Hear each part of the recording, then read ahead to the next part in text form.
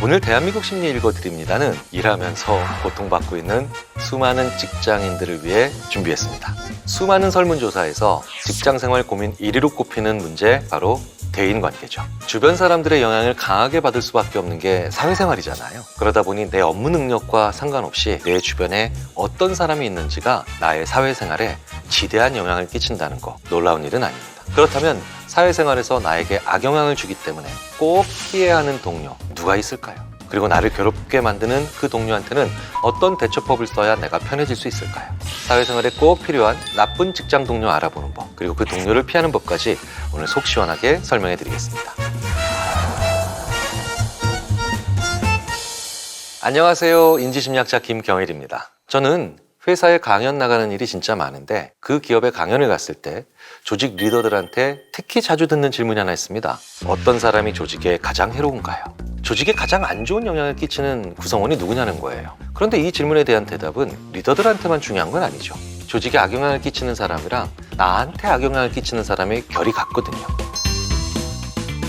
바로 한가한 사람입니다. 사실 회사에서 한가하다는 것 자체가 이상하잖아요. 회사라는 게 일이 없을 수가 없는 공간인데도 말이죠. 그런데 한가하다? 그러니까 문제가 있다는 거예요. 직장에서 한가한 사람은 대부분 자기가 할 일을 제대로 안 하고 있거나 혹은 자기가 할 일을 누군가에게 떠넘기고 있는 사람일 가능성이 매우 크죠. 당연히 직장에서 그 사람이 한가하다는 사실만으로도 문제가 됩니다. 조직에서 제일 두려워해야 할 사람, 무서운 사람은요, 할 일 없는 사람이란 겁니다.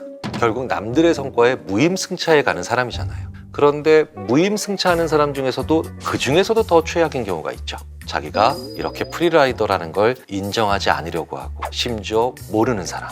사실 사회가 돌아가는데 프리라이더가 있는 건 큰 문제는 아닙니다. 저도 프리라이더를 본 적도 있지만 제가 경우에 따라선 어쩔 수 없이 특정한 기간 동안 프리라이더가 되는 경우도 있죠. 어떻게 모든 사람이 똑같은 기간 동안 똑같은 정도로 일을 잘하고 뛰어날 수 있을까요? 불가능하겠죠. 그런데 남들보다 부족하면 누군가 좀 더 일을 할 수 있는 이런 상황은 어찌 보면 자연스러운 결과이긴 한데요. 그런데 진짜 문제는 자기가 프리라이더이면서도 감사와 미안함을 결코 표시하지 않는 사람, 자기가 프리라이더라는 걸 인정하지 않거나 혹은 모르니 감사와 미안함도 표시할 이유가 없는 사람들인 거죠. 조직에서요, 할 일이 없는 한가한 사람인데 감사하기 싫고 미안하기 싫으면 결국 이 사람들이 어떤 길을 걷기 쉬워지냐면요, 다른 사람이 해놓은 일들을 폄하하기 시작합니다. 내가 한 굉장한 일을 그 사람은 별것 아닌 일로 만들기 쉽다는 거예요. 그래야 자기가 아무 일도 안 하고 있다는 게 문제가 크게 되지 않으니까요. 그래서 이런 사람들은 끊임없이 동료들이 한 일을 깎아내립니다. 게다가 직장에서 프리라이더인 사람이 다른 사람한테 미안해하기조차 싫어하면 이제 이런 일을 하기 시작합니다. 그 옆에 있는 내가 일하는 걸 당연시하는 걸 넘어서 나를 미안하게 만들어버리고 싶어 합니다. 나를 미안하게 만들고 싶어하는 이 프리라이더의 가장 안 좋은 악영향은 무엇일까요? 우리는 미안한 감정이 들 때 미안함을 해소할 수 있는 그 일이 가장 중요해집니다. 그런데 그건 나의 발전과 조직의 성장에 전혀 상관이 없는 순서죠. 우리는 미안합니다 라고 했을 때 그걸 해결하기 위해서 가장 우선시되는 일들을 먼저 하게 되어 있는데, 이로 인해서 일의 순서나 경중이 엉망진창이 됩니다.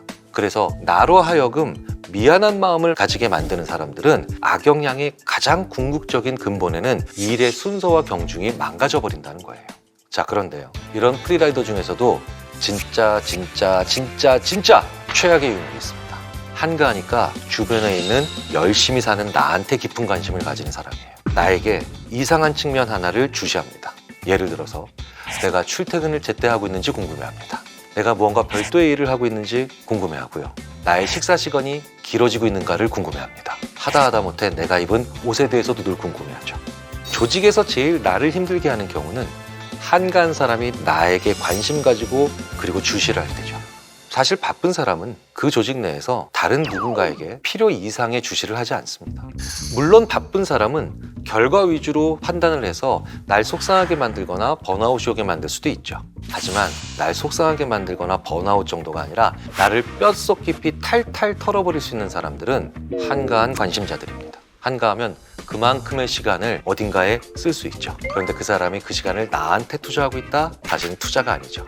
조직에서 제일 쓸모없는 사람 중에 하나가 무의미한 일에 집착하는 사람들입니다. 그런데 그 사람의 유의미한 일이 나에 대한 관심이고 나를 지켜보는 것이다? 그러면 내가 미쳐버릴 수 있다는 거예요. 그렇다면 왜 그 사람들은 나한테 관심을 가지는 걸까요? 일이 없이 한가한 사람들 중에 감사해하고 미안해하기 싫은 사람들이 바로 이런 관심을 가지기 쉽다는 거죠. 감사해하기도 싫고 미안해하기도 싫습니다. 무슨 얘기인가요? 자기 자아는 절대 다치게 하고 싶지 않다는 뜻이죠. 자기의 할 일 없음에 미안해하고 자기의 할 일 없음으로 인한 프리라이딩에 감사하기 싫으니 꼭 누군가를 훼손시켜야 한다는 거예요. 그리고 그런 사람들이 주목하고 있는 사람들은 잘하고 인정받고 있는 그런 사람들이죠. 그러니 내가 열심히 할수록 무언가 인정받을 만한 일을 할수록 그런 최악의 동료들은 나를 사냥감으로 만들기 쉽다는 겁니다. 그런데 이런 사람들은 자기와 관계가 안 좋은 사람을 노리지는 않습니다. 의외로 자기와 밀접한 관계가 있는, 즉 가까운 사람을 노리는 경우가 더 많죠.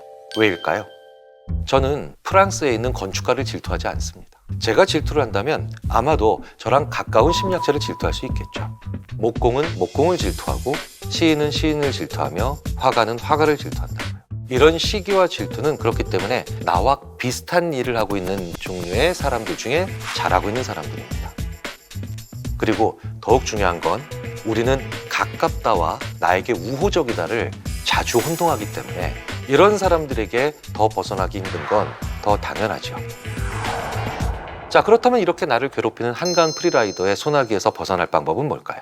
나를 괴롭히고 있는 무임승차 동료 때문에 괴롭다는 건 이미 내가 그 사람의 페이스에 휘둘리고 있다는 뜻이 됩니다.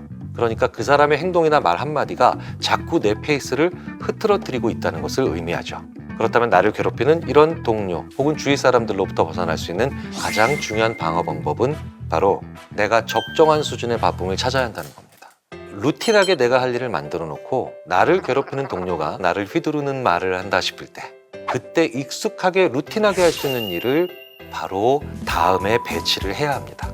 내가 신경 써서 하는 일이 아니고 익숙하게 하는 일이기 때문에 이제 그 사람이 나한테 흔드는 말을 했을 때 나의 흔들리는 정도는 최소화할 수 있게 됩니다. 루틴이 있는 일들을 하게 되면 깊은 생각을 하지 않아도 되기 때문이죠. 그리고 그 결과로 내일은 그렇게까지 크게 안 망가지며 근육을 더 키울 수 있다는 의미가 됩니다. 사실은 타인에게 휘둘리지 않는다는 건 거의 불가능합니다. 그러면 결국 타인에게 휘둘리는 말을 들었을 때 크게 휘둘리지 않고 할 수 있는 일들을 그 다음에 하는 방법밖에 없다는 거죠. 만만하게 할 수 있는 일들. 그런 일들을 1시간, 2시간 정도 하면서 그 사람을 밀어내야 됩니다. 나의 마음속으로부터요. 그런데 이런 사람들에게 사실 나 혼자 삼키는 일 말고 그 사람에게 복수할 수 있는 방법은 없을까요? 있습니다. 그 사람들이 자주 쓰는 방식이 바로 뭐냐? 내가 걔를 잘한다는 얘기로 시작하거든요. 그런데 저라면 이렇게 말씀드리는 걸 더 추천드리겠습니다. 나는 그 사람을 잘 모른다라고 얘기를 하셔야 됩니다. 가까운데도 나는 참 그 사람은 속을 모르겠어. 이 얘기는 그 사람의 말에 영향력을 줄임과 동시에 그 사람의 말에 휘둘리지 않아도 된다라고 하는 스스로에게 주는 좋은 메시지가 됩니다. 그래서 저는 물리적으로 가까운데도 자기의 자아를 지키기 위해서 저를 폄하하거나 저에게 불필요한 관심을 가지면서 계속해서 저에 대한 안 좋은 얘기를 퍼뜨리는 사람을 보게 되면 전 그 사람을 의외로 잘 모릅니다 라고 얘기를 합니다. 그런데 의외로 그건 그 사람과 나를 제외한 다른 사람들에게는 꽤 괜찮은 정보가 되고요. 그리고 나에게는 꽤 괜찮은 복수가 됩니다. 나에게 그 사람에 대한 영향력을 줄이는 말이 되니까요. 직장에서 다른 사람을 대할 때 우리는 참으로 많은 어려움을 당합니다. 그렇다면 이럴 때 나의 멘탈을 지키기 위한 심리적 방법, 즉 나의 중심을 잡는 방법은 여러 가지가 있지만 가장 중요한 건 나는 무엇에 대해서 이렇게 생각한다라는 걸 먼저 얘기를 하는 겁니다. 나를 힘들게 하는 사람들의 특징은 내가 무슨 얘기를 해도 꼬리를 잡는 사람들입니다. 이런 사람들은 나의 진을 빠지게 하죠. 일을 열심히 한다고 해서 출근을 늦게 하면 되겠어? 실적이 좋다라고 해서 그렇게 혼자 밥 먹으면 될까? 어딘가 무엇을 잘해도 나에게 있을 수 있는 여러 가지 자질구레한 정보를 가지면서 계속해서 나를 저평가할 구실을 만들어내죠. 그런 사람한테 나의 회사에 대한 정의를 분명히 얘기해 주셔야 됩니다. 제가 자기 정의가 있는 사람한테 굉장히 강인함을 느낀다는 얘기, 그리고 중심을 잘 잡을 수 있다는 얘기를 여러 번 드렸습니다. 물론 그 정의에 그들은 동의하지 않을 겁니다. 하지만 제가 지금까지 살아오면서 무엇에 대해서 내 정의가 있는 것을 얘기할 때 그 정의조차 없는 그 말도 안 되는 회방꾼들은 대부분 필요 이상의 도발을 하지 못하는 걸 느낄 수가 있습니다. 한 번쯤은 직장 생활 하시면서 회사란 직장이란, 내가 하는 직무란 바로 이런 것이다라고 하는 자기 정의를 분명하게 얘기해 보시는 건 어떨까요? 바로 할 일 없이 한가하면서도 불필요한 관심으로 나를 힘들게 만드는 그 나쁜 사람들이 내 인생에 미치는 영향력을 최소화할 수 있는 방법이 아닐까 싶습니다.